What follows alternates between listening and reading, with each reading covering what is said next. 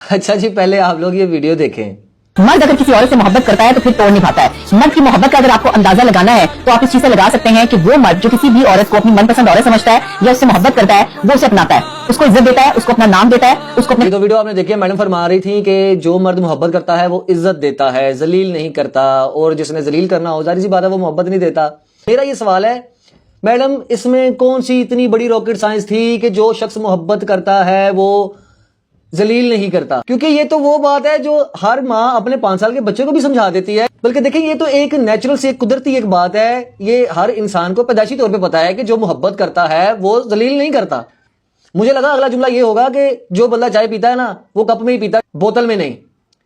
मुहतरमा, मेरा ये सवाल है कि ये कौन सी नई दरियाफ्त है, या ये कौन सी रॉकेट साइंस है जो अभी तक किसी को समझ नहीं आई, या ये कौन सा ऐसा राज था जिस पर अभी तक नासा नहीं पहुंचा जो आपने लोगों को बता दिया है कि जी अच्छा लड़का इज्जत देता है, बुरा लड़का जो है ना वो जलील करता है। देखें, लेकिन असल में मसला पता क्या है, आजकल ना व्यूज का दौर है, बंदा कुछ भी बोले, बस ड्रामा मौसीकी हो, थोड़ा धुआंधार कैमरा हो और फिर बोल दो।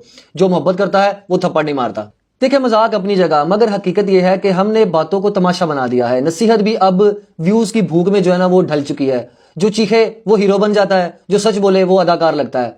बराए मेहरबानी सिर्फ जुमले ना बांटिए, रास्ता भी दिखाएं, कोई तमीरी बात करें, कोई लोगों को रोशनी दें।